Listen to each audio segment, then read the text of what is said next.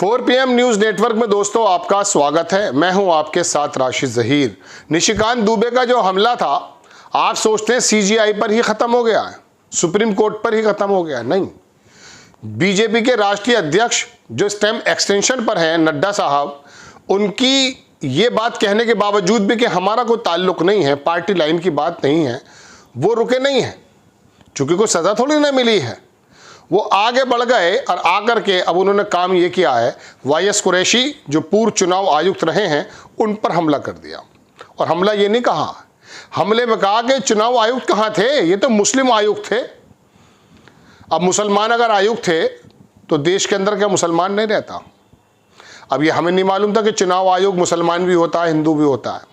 इतना तो पता है कि वो सत्ता का होता है, ऐसा आरोप लगते हैं, लेकिन ये नहीं पता था कि सत्ता का होने के अलावा अगर मुस्लिम उसके अंदर चुनाव आयुक्त है तो मुस्लिम आयुक्त हो जाएगा, और जबान पर कोई कंट्रोल है नहीं। बात यह है दोस्तों कि जिस आदमी को विदेशों में इसलिए बुलाया जाता हो कि आपने किस प्रकार से इतने बड़े लोकतंत्र में कैसे शानदार शानदार चुनाव करा दिए हैं, इस बात को लेकर के लेकिन तारीफ की गई हो, लेकिन हो उल्टा गया दोस्तों।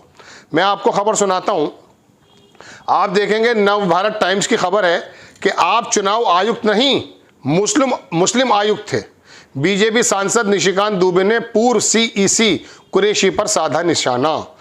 नीचे खबर है कि नई दिल्ली बीजेपी सांसद निशिकांत दुबे ने एसवाई कुरैशी पर निशाना साधा है। उन्होंने कहा कुरैशी चुनाव आयुक्त नहीं बल्कि मुस्लिम आयुक्त थे। दुबे ने यह टिप्पणी कुरैशी द्वारा वक्फ संशोधन अधिनियम की आलोचना के बाद की थी। दरअसल वो जो वक्फ का कानून बनाया है, इसके बारे में भी 4-6 रोज पहले वाईएस कुरैशी ने भी अपनी राय रख दी थी। बस इसी बात पे नाराज हो गए या दरोगा बीजेपी के, इन्होंने कहा तो मुस्लिम आयुक्त थे। कुरैशी ने इस अधिनियम को मुसलमानों की जमीन हड़पने की सरकार की योजना बताया था। कुरैशी भारत के पूर्व मुख्य निर्वाचन आयुक्त हैं। इससे पहले निशिकांत दुबे ने भारत के चीफ जस्टिस संजीव खन्ना पर भी हमला बोला है। उन्होंने भारत में धार्मिक युद्ध के लिए जिम्मेदार ठहराया। हालांकि भाजपा ने दुबे की इस टिप्पणी से खुद को अलग कर लिया है। हालांकि बताया जा रहा कि उनके खिलाफ अब कार्रवाई की जा रही है। अब देखते हैं क्या कार्रवाई होती है। यह आदमी तो संसद हो या संसद के बाहर बेलगाम बोलता रहता है, और भारतीय जनता पार्टी जब भी कोई मुद्दा लेकर आती है, शुरुआत इसी ओपनर बल्लेबाज से कराती है। ये शानदार बैटिंग करते हैं, बीच बीच में कटाक्ष करते हैं, इतिहास की बात झूठ परोस करके ले आते हैं, लेकिन भूल जाते हैं कि सामने असदुद्दीन कुरैशी कहने लगा मैं, चूंकि कुरैशी का जिक्र है, असदुद्दीन ओवैसी जैसा एक काबिल आदमी मौजूद है जिसके आसपास भी नहीं ठहरते। अब पता ये चल रहा है कि इनके दुनिया भर में मुकदमे 420 के मुकदमे बता रहे एक पत्रकार। जब इस तरह का आदमी आके कानून के बारे बताएगा और लोकसभा के अंदर बैठ करके अपना बयान देगा, तो जाहिर सी बात है ये तो बातें निकलेंगी। कुरैशी ने क्या कहा था साहब? वाईएस कुरैशी ने 17 अप्रैल को एक्स पर पोस्ट किया। उन्होंने वक्फ अधिनियम पर सवाल उठाए। उन्होंने लिखा कि वक्फ अधिनियम निसंदेह मुस्लिमों की भूमि हड़पने के लिए सरकार की एक भयावह योजना है। असल में किसान आपके कृषि बिल नहीं समझते, और पढ़ा लिखा मुसलमान आपका ये कानून नहीं समझता। आप ही समझते हैं सब कुछ, वाकई आप ही समझते होंगे।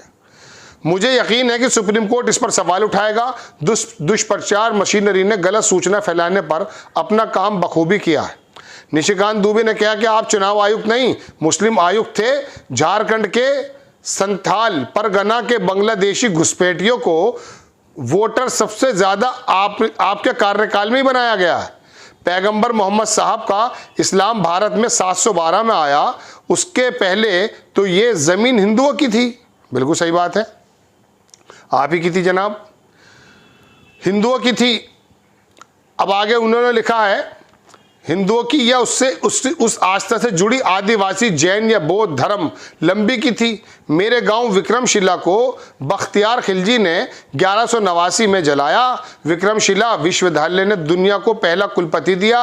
अतिश दीपांकर के तौर पर इस देश को जोड़ो, इतिहास पढ़ो, तोड़ने से पाकिस्तान बना, अब बंटवारा नहीं होगा।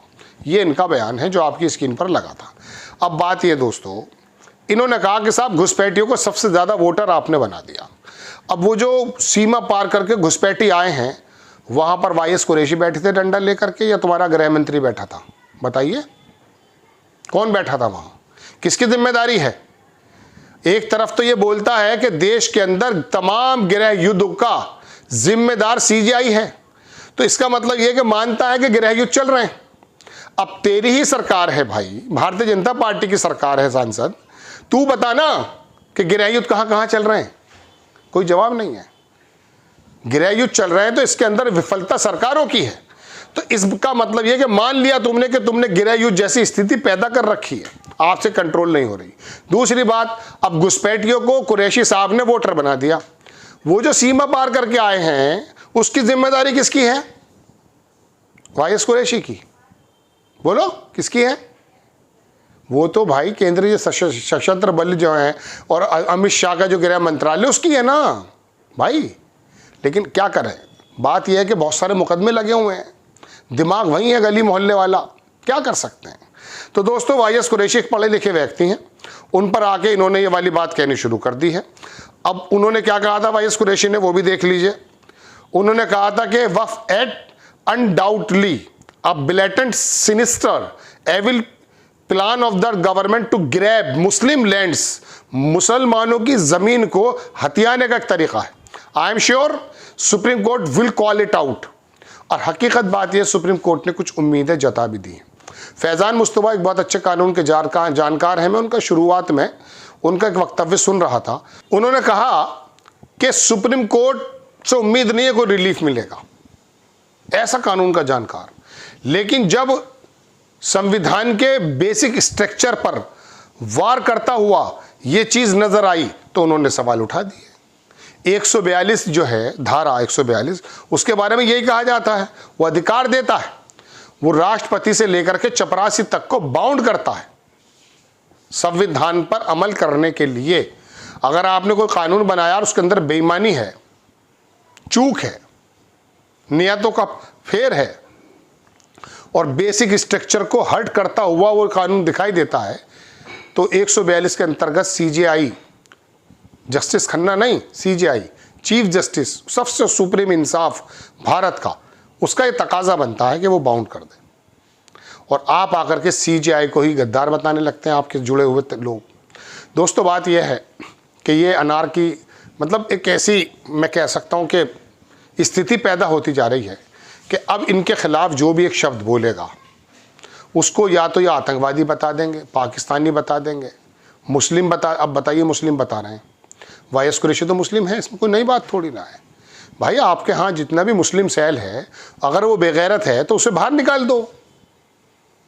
जब आप मुस्लिम आयुक्त से परेशानी है आपको, वाईएस कुरैशी तो अब चुनाव आयुक्त थे, आपको मुस्लिम होने से परेशानी है, तो वो जो माइनॉरिटी सेल का शहजाद पूनावाला बोले जा रहा है उसको बाहर क्यों नहीं करते आप?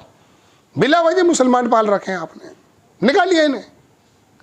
आपको खबर कैसी लगी अपनी राय कमेंट्स बॉक्स में जरूर दीजिए। चैनल को सब्सक्राइब कीजिए, शेयर कीजिए। नेक्स्ट टाइम मैं किसी खबर के साथ हाजिर होता हूँ। जय हिंद।